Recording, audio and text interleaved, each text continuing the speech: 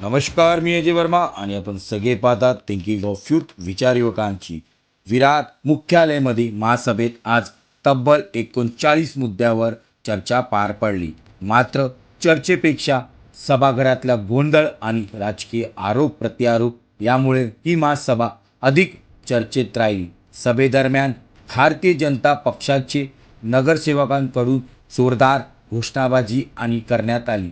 याला प्रतिउत्तर देताना बहुजन विकास आघाडीने सुद्धा आक्रमक भूमिका घेत जनतेच्या प्रश्नावर ठामपणे बाजू मांडली. घोषणाबाजी काही काळ सभागृहाच्या कामकाज ठप्प झाले.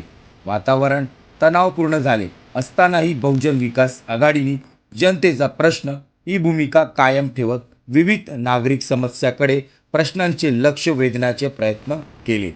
सभागृहातल्या वातावरण पाहता ही केवळ महासभा नसून राजकीय वर्चस्वाची लढाई असल्याचे चित्र स्पष्टपणे दिसून आले. सत्ताधारी आणि विरोधक यांच्यातली शाब्दिक चकमकीमुळे सभागृह चांगलेच तापले होते.